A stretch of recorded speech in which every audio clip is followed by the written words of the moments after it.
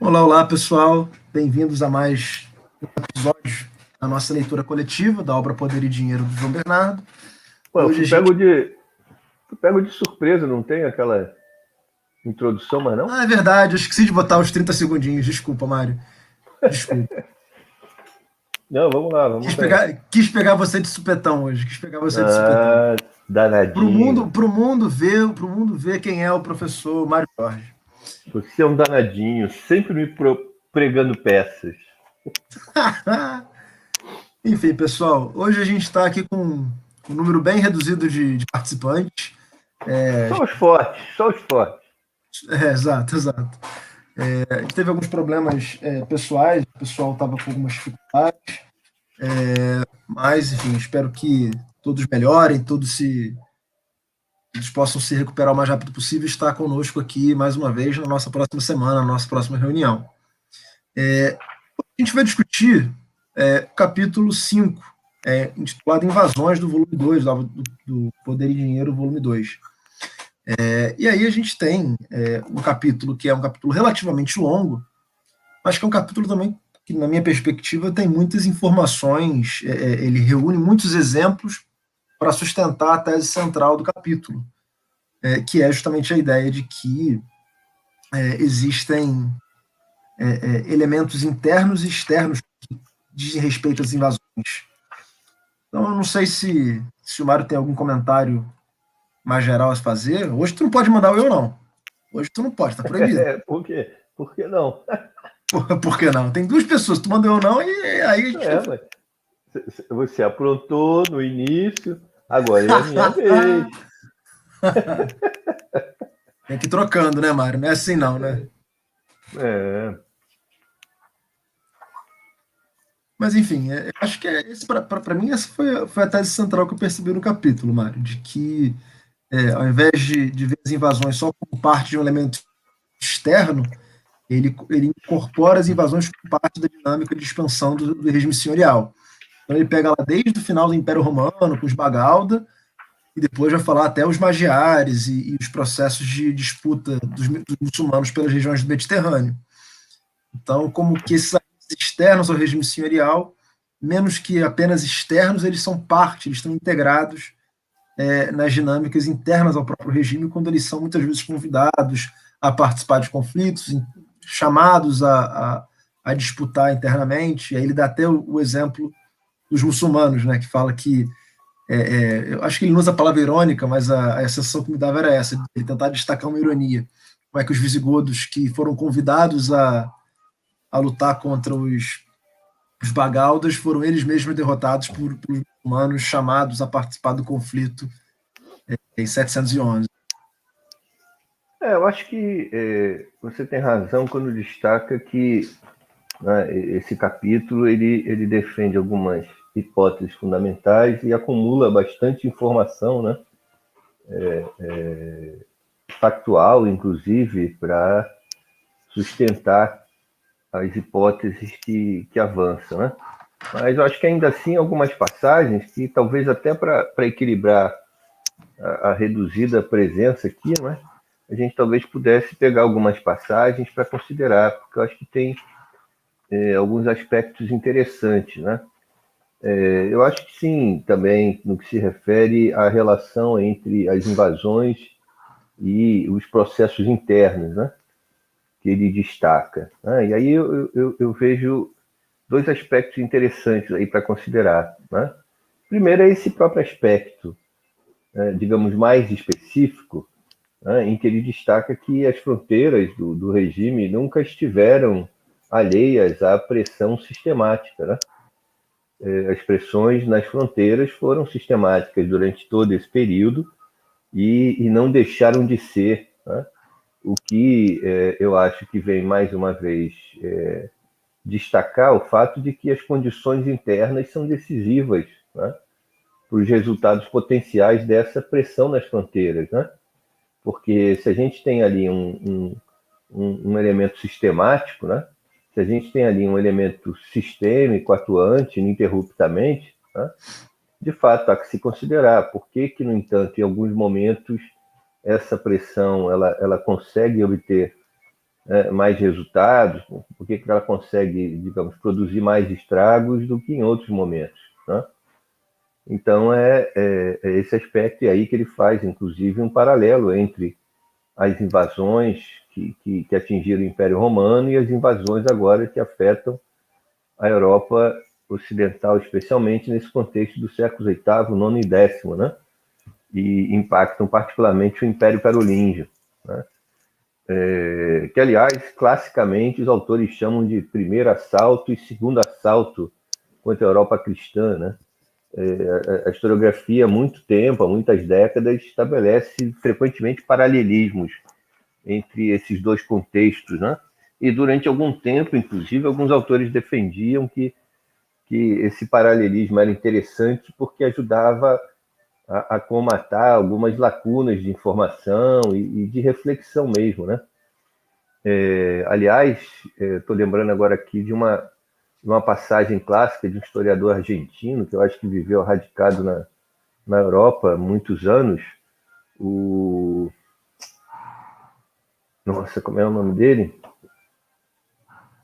Bom, mas eu vou lembrar Luiz primeiro da Romero, não? tese. Não, não, não, não.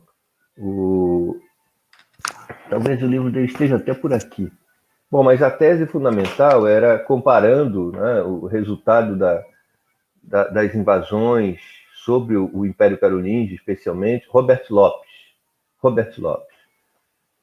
Comparando os resultados, ele destaca que, no que se refere ao Império Carolíngio, né, as pressões e as invasões encontraram um meio, digamos, já na perspectiva dele suficientemente invertebrado, como ele diz, né, de forma que o resultado das invasões não teria levado a uma derrocada generalizada, né? Porque aquelas que impactaram o Império teriam impactado o mundo, uma civilização vertebrada pelo Império Romano, pelo poder imperial romano, de forma que o impacto foi gigantesco, porque essa vertebração tendo sido suprimida, né, a sociedade se viu esfacelada né, e teve que se reconstruir com base em outros nexos e outras lógicas. Mas na perspectiva dele, né, a segunda vaga invasora teria resultados distintos, né, porque ainda que se possa estabelecer paralelismo no que se refere aos invasores, os invadidos experimentariam condições já bastante diferenciadas, né? Essa tal invertebração a que ele se refere, né? Já não havia nenhum poder articulador de uma grande área de soberania, de vastos territórios, que, tendo sido afetado pelas invasões, fizesse a sociedade mergulhar, né, no caos, na desestruturação, né?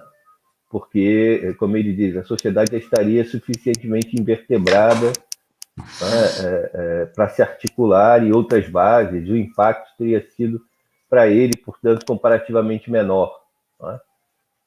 O que negaria um caráter de crise aprofundada, né, decorrente dessa segunda vaga invasora. Então, acho que esse é um aspecto.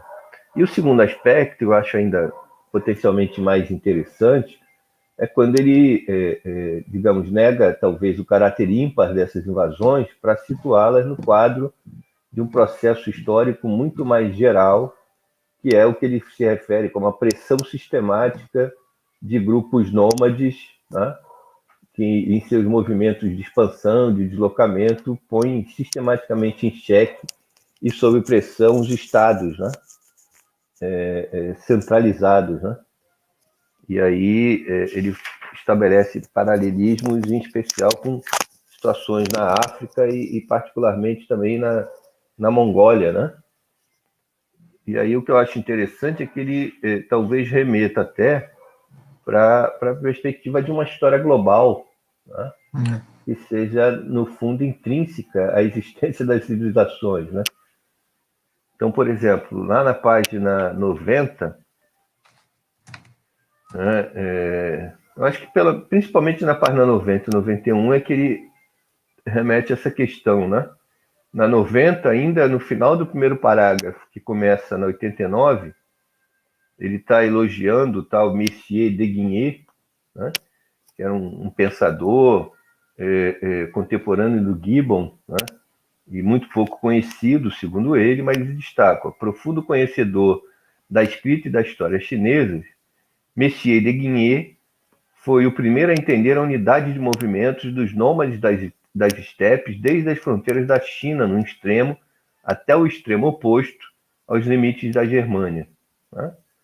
E ele segue: sob a denominação genérica de tártaros, ele incluiu todos aqueles povos que, durante séculos, desfizeram e fizeram poderosos impérios na Ásia, na África, na Europa, influindo decisivamente sobre a sociedade chinesa, romana, persa, indiana e islâmica, de maneira que praticamente nenhuma civilização escapara ao seu contato.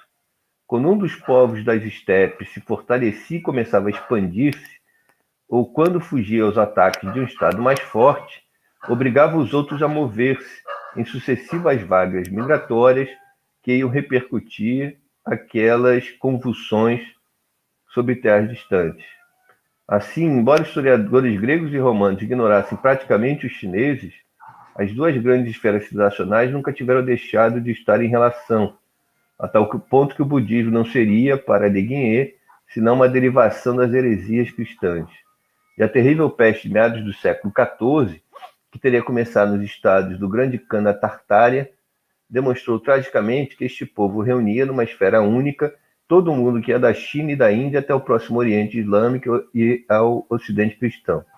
A história dos tártaros permitia assim relacionar os acontecimentos de sociedades muito distantes, e sem a conhecer não seria possível avançar no estudo das outras civilizações. Né? Eu acho essas referências muito interessantes, especialmente num contexto em que muito se tem discutido a possibilidade da aplicação às sociedades pré-capitalistas da proposição da história global. Né? Eu digo especificamente da história global sob a perspectiva de que hajam relações sistêmicas, né, que possam ser, então, consideradas e estudadas. Assim. Segundo a proposição dele aqui, essas relações sistêmicas estão sistematicamente, e por isso sistêmicas, né, são dadas. Né? Eu fiquei com essa mesma impressão na cabeça da história global quando ele falou dessas conexões que haveria entre esses vários povos nômades que estariam na periferia desse sistema e que por em relação, inclusive, com a mais distante dos impérios, lá na China, enfim. Sim, Bem não. A perspectiva aqui, nessa passagem que eu acabo de ler, né, é efetivamente global, né, no sentido de que, como ele diz aqui, ó, desfizeram e fizeram poderosos impérios na Ásia, na África e na Europa, influindo decisivamente sobre a sociedade chinesa, romana, persa, indiana e islâmica, de eu maneira que diria, praticamente nenhuma civilização escapara ao seu contato.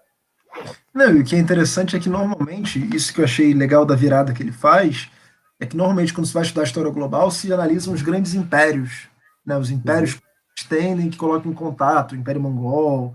Ele não, ele vai justamente pelos centros não integradores, né, os centros que os grupos que não estavam submetidos ao império são eles que promovem o contato. Isso que eu achei interessante. Ele desloca do império para o que está fora do império como eixo de contato.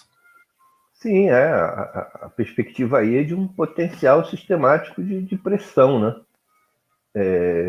Sobre as fronteiras dessas civilizações, com potencial, às vezes, de desdobramento, uma capacidade de afetar globalmente, né? Sem que se, muitas vezes, considere, né, ao elencar as razões de movimentos vividos em regiões específicas, a possibilidade dessas pressões, às vezes oriundas de zonas tão distantes. Né? É claro que se tem que trabalhar isso de forma complexa, né? Porque, por exemplo, durante muitos anos ainda é possível encontrar isso sistematicamente por aí, em muitos livros, né? Sobretudo os mais antigos e mais datados, livros didáticos, a ideia, né, ou uma certa tendência de buscar entre as causas das invasões germânicas a expansão dos hunos, por exemplo, né? Sob a perspectiva de que o movimento dos hunos produziu uma onda de choque. Né? É óbvio que nessa perspectiva é muito simplório, né? É muito simplificador né, supor que os hunos sejam uma causa, né, responsável pelas invasões. Né? É um conjunto muito mais complexo de fatores a serem considerados. Né? Até pelo fato do que eu destaquei há pouco, né? O potencial dessa pressão é sistemático. O que varia é a capacidade diferenciada dela produzir resultados maiores ou menores, né? Uhum. Nos movimentos em que ocorre. Então, achei esse aspecto muito interessante. Eu queria também ler o parágrafo que está logo em seguida ao que você acabou de ler, Mário. Uhum, E eu acho que também tem uma discussão interessante aí que ele faz sobre Estado, né, sobre a uhum. maneira como se organiza a produção e o Estado que se gera em cada uma das sociedades, que existe em cada uma das sociedades. Ele coloca assim, né, e aqui eu estou no primeiro parágrafo que começa na página 90 mesmo. Na 90 ou na 91? 91, desculpa, tem razão, 91. Uhum. A sua maciça erudição de Guinha não juntava, porém, capacidades para uma análise sociológica. Que resultado brilhante alcançaria se tivesse conseguido inscrever a sua minuciosa história nos moldes teóricos avançados pelo gênio de Ibn Haldun. É certo que explica os diferentes destinos dos hunos e dos chineses, que consideravam então derivados de um mesmo povo originário, pelo fato de uns se terem dedicado ao pastoreio nômada, enquanto os outros desenvolveram uma agricultura sedentária baseada em obras hidráulicas. E parece mesmo inspirado por um fraco eco do grande sociólogo muçulmano, quando escreve que a rapidíssima expansão dos árabes os levou a fixar capital em províncias estranhas, onde acabaram por submeter ao despotismo alheio, só mantendo a liberdade os que conservaram o modo de vida inicial e não se integraram na civilização urbana. Mas não extrai das observações qualquer conclusão que ajude a perceber as pulsações internas de cada sociedade e o ritmo dos seus conflitos, deixando por explicar as razões estruturais que levaram as grandes civilizações urbanas a expandir-se, a declinar-se e a ser finalmente derrubados por atacantes, eles próprios sujeitando-se em seguida ao recomeço do ciclo. A tal ponto que, quando se interroga sobre as razões da continuidade do Império Chinês, a única das grandes formações políticas da antiguidade a restabelecer-se sempre após as invasões e convulsões, justifica o fato alegando tratar-se de um povo que gradualmente, sem conquistas, mediante uma legislação benevolente paternal, assimilara os povos da periferia, até criar um vasto Estado dotado de uma cultura humana capaz de levar os próprios invasores a aceitar as suas instituições e o seu modo de vida, enquanto os outros impérios resultariam da aplicação do poder de um só povo a variadas nações de culturas diferentes. Aproveitavam a primeira oportunidade para recuperar a autonomia. Aqui, penetrantes conclusões, Monsieur de Guigné poderia chegar se tivesse recordado aqui o que escrevera antes sobre uma agricultura chinesa baseada em obras hidráulicas, se deduzisse que elas exigiam uma forte burocracia centralizadora e fosse capaz de contrapor a esse sistema dos latifundiários escravistas, que fez do Império Romano uma confederação de estados regionais. Então, como é que aqui ele está percebendo que tipos diferentes de organização da produção tem como consequência, tem como expressão formas distintas de Estado. Uhum. Esse foi um ponto que me chamou a atenção, uma questão que a gente tem frequentemente, né? Como é que se forma esse regime senhorial da dissolução do Estado romano e como é que essa realidade não se expressa em outros contextos, como o chinês, por exemplo. Que eu penso que isso implica, inclusive, num fator específico de potencialidade de conformação do regime senhorial, do que ele chama de regime senhorial na história, né? Uhum. Porque não sei se é ele, ou não sei se é Ellen Wood, agora eu já me confundo. Então, se for ele, você vai lembrar, né? Ele faz a referência, né? Eu acho que é se referindo, inclusive, à fragmentação do Império Romano, né? Ele diz, bom, se falar na derrocada do Estado, né, na crise do Estado, né, os Estados entram em crise, mas o resultado dessa crise não é necessariamente o mesmo. Né? Uhum. Que o resultado da crise de certos Estados seja específico, ou tenha particularidade, é o que precisa ser considerado. Né? Eu acho que é Ellen Wood que fala alguma coisa disso. tratando dessa questão da privatização do poder, né? Porque a questão é por que a crise do Estado romano derivou, né, naquela realidade que constitui o processo medieval, né? Porque o resultado ali foi aquele, ao passo que outros processos de crise de estruturação supõem um quadro diferenciado, né? Então, acho que isso remete um pouco também para o problema histórico do caráter, né? Se o feudalismo é uma forma, um sistema compatível com contextos, né, diversos da história, ou se ele é uma realidade específica do contexto medieval, né? E nos casos até de algumas pequenas partes do contexto medieval, né? Sim. E ele volta à questão, acho, olha, na 92, no primeiro parágrafo da 92,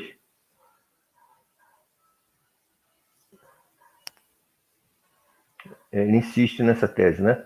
No meio de elogiando, né, apesar de todas as limitações da obra de Messier de Guigné, um mérito de Fico fundamental. No meio de um esmagador acervo de erudição, corre-se o risco de perder o fio condutor, que é o de povos nômades e criadores de gado, subverterem ciclicamente e nos mesmos vastos movimentos os estados agrícolas da periferia. Ao explicar, partindo de um processo central único, a dinâmica das grandes civilizações continentais, ele mundializou a história. Neste vastíssimo quadro, os invasores que romperam pelo lado do regime senhorial ilustram apenas um detalhe, né? Ou seja, ilustram um quadro específico de um movimento muito mais geral, né? Mas, de novo, aqui ele ressalta o que eu tinha destacado antes, né? Ele coloca os estados agrícolas como periferia, grupos nômades como centro. E normalmente se estabelece o inverso. Essa Sim. perspectiva estadocêntrica, sei lá, que a gente poderia Porque chamar. não, talvez haja aí outras razões também, né? Eu concordo contigo, é bem verdade que há né, digamos, uma sedução tendencialmente predominante entre os historiadores de ontem e de hoje pelas estruturas estatais, né? A ponto de se supor que esteja ali a civilização, né? Que estejam ali as sociedades dignas desse nome, né? Agora, por outro lado também, a gente sabe que historicamente o Estado é um indutor de documentação, né? O que faz com que, em geral, as sociedades estatais sejam mais bem documentadas do que aquelas que não são, né? Eu imagino, por exemplo, essa história dos tártaros, né? A limitação relativa de documentação, né? Mas é bem interessante no sentido de... Eu acho que esse é um aspecto, inclusive, da perspectiva da mundialização, como ele chama aqui, como ele atribui ao Deguinhe, né? A mundialização da história. Eu acho que é um aspecto interessante a se ressaltar de uma especificidade pré-capitalista, né? Que a rigor é possível, potencialmente possível, você situar os centros e periferias muito em função de opções, né? Ao passo que a globalização capitalista é uma globalização muito mais marcada em termos de papéis, né? O problema né, das economias centrais, das economias periféricas, isso é muito mais estrutural e estruturante, digamos assim, né? Eu acho que não sei se haveria essa flexibilidade nesse caso, né? Mas, sem dúvida, é um aspecto muito interessante. E eu acho, para mim, é extremamente sedutor, né? Por conta... eu vejo na história duas tendências básicas, né? Daqueles que são, na promoção da história, em geral, muito reticentes, no mínimo, né? Para não dizer veementemente opostos às generalizações, né? Às perspectivas de estabelecer esses quadros gerais, né? Elementos comparativos, tentativas de perceber movimentos tendencialmente mais gerais, com aqueles que insistem que tudo é contexto específico, tudo é particularidade, tudo é singularidade, né? eu claramente me filio entre os primeiros, né? Eu acho muito interessante quando se opera na história com essa perspectiva, né?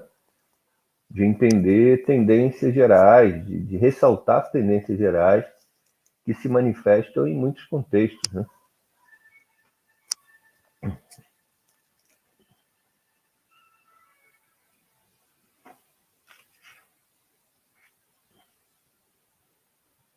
Agora eu que fechei o microfone.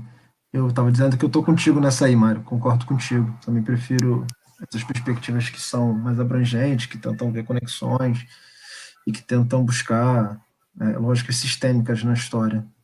Enfim.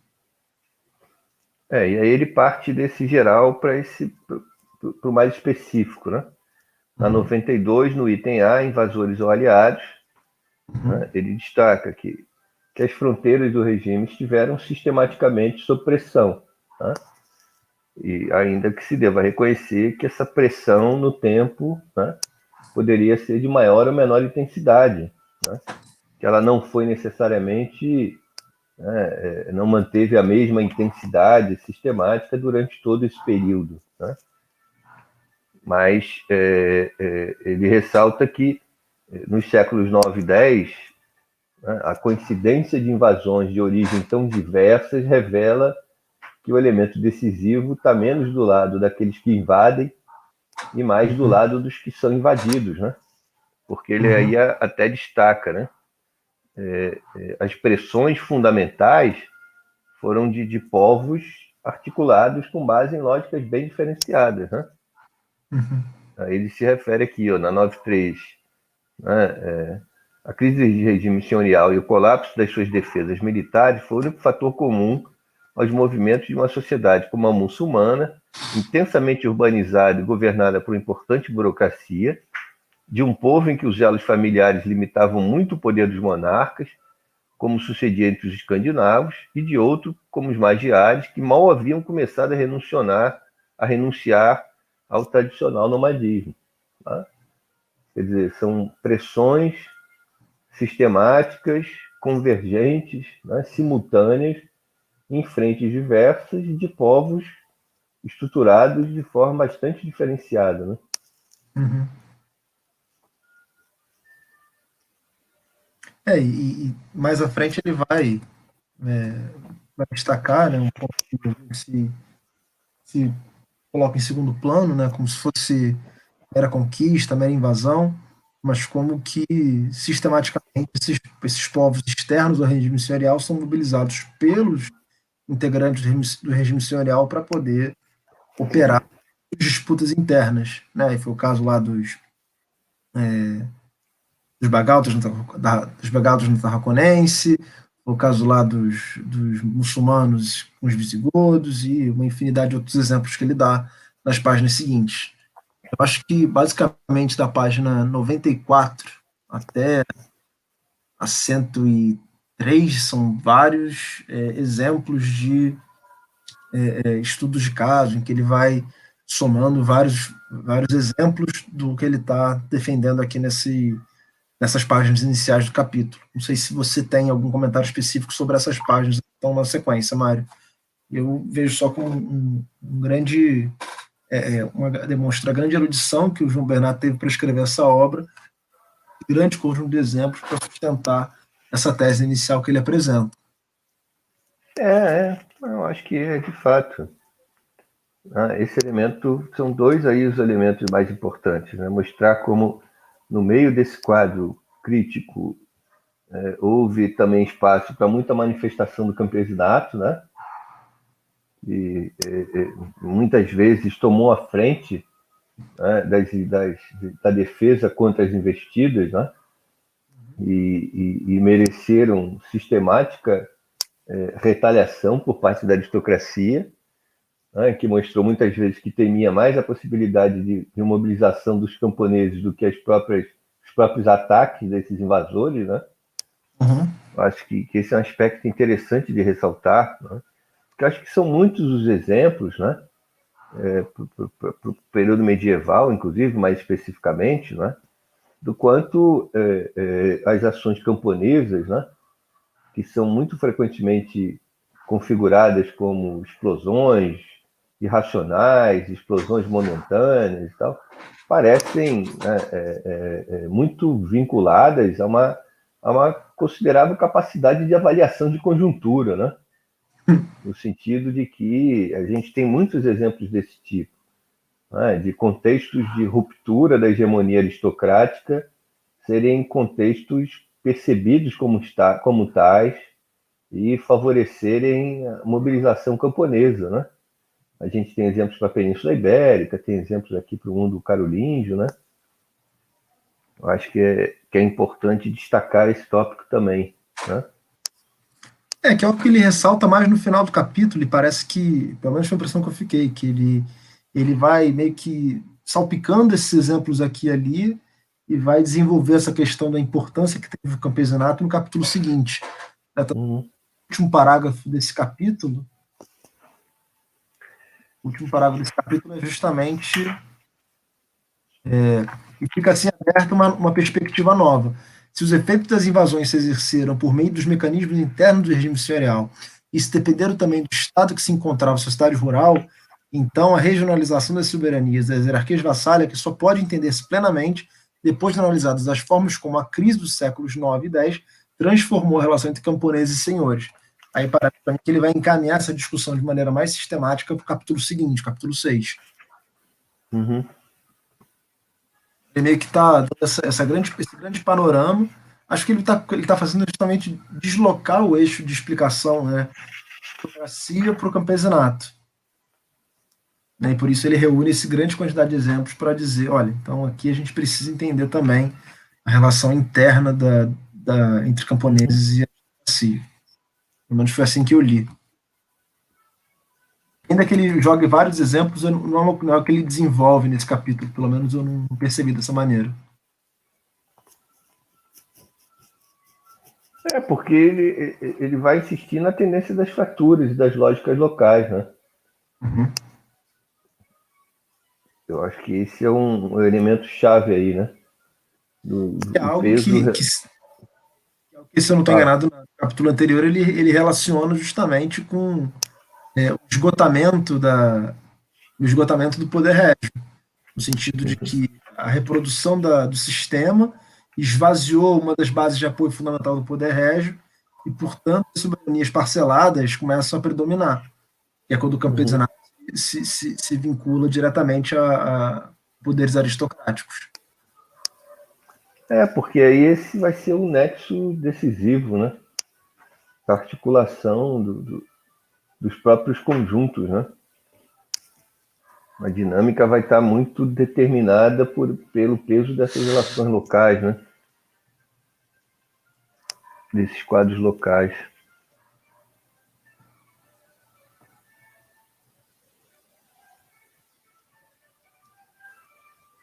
Você tinha dito que tinha dois níveis fundamentais para você nessas páginas. Você te falou um, o outro, ou eu não peguei outro.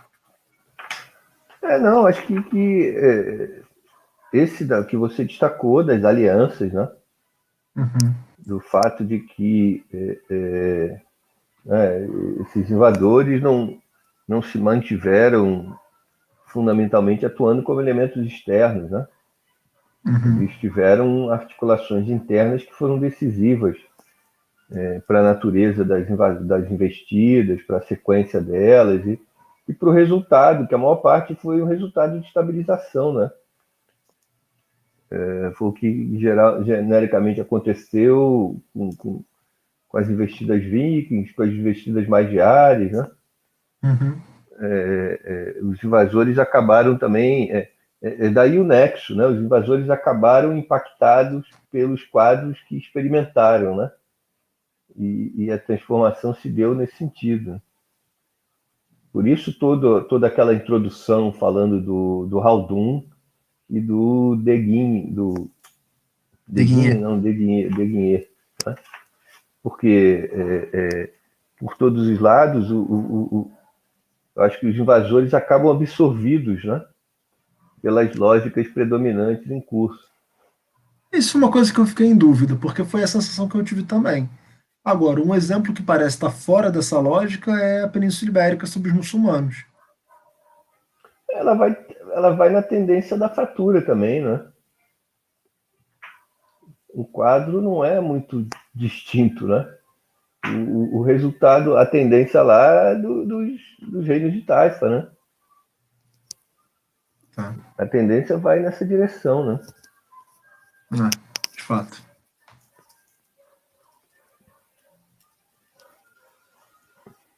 O que sempre me chama a atenção o quanto que ele não pelo menos do volume 1 a gente tira isso, né? O quanto que ele não considera a Península Ibérica sobre os muçulmanos como parte do regime senhorial.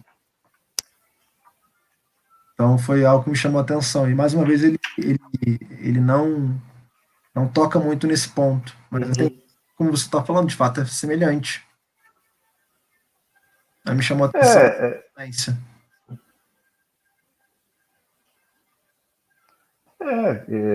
Enfim, eu acho que essa é uma tendência, né? Ainda que isso possa ter especificidades, particularidades, né? Mas, para mim, é evidente uma tendência à fratura também aí, né? A grande entidade, né, teve uma existência relativa e a fratura se impôs. E o que a gente vive ali é né, você tem novos momentos com o Almorávidas, Almohadas, né, também limitados, né? A tendência de fundo parece ser a tendência da fragmentação, né? As articulações globais foram mantidas aí com muita dificuldade. Parece que há forças, né, potenciais fragmentadoras que são muito estruturantes aí, né? Elas parecem estar ali, elas parecem estar, né, elas serem subjacentes ali o tempo inteiro, né? Com um potencial para daí que se pudesse, inclusive, inverter mesmo a lógica, né? E considerar como, né, digamos, extraordinários momentos da existência de grandes articulações políticas, né? Talvez em comparação, inclusive, com o caso chinês, a que ele se referiu antes, né? A gente acho que talvez uma historiografia, como a gente já falou, não é, seduzida pelo fenômeno estatal, uma sedução para a qual pode concorrer também o fato do Estado ser um grande produtor de documentos, né?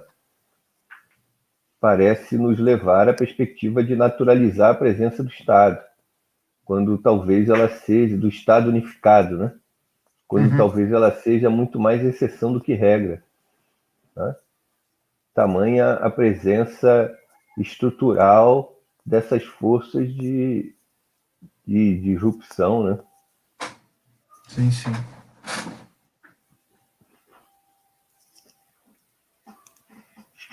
Eu acho que desse capítulo, os principais pontos que a gente tinha para discutir seriam esses. Não sei se você tem mais algum comentário, se Não, você tem acho mais algum também, ponto. concordo.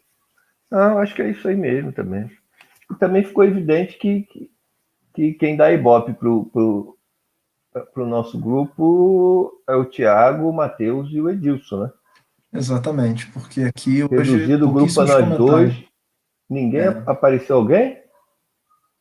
Bom, ninguém comentou nada, então acho que de fato, Mário, acho que A gente atrapalha o grupo, Dudu. a gente atrapalha o grupo, Mário, também tô com essa sensação.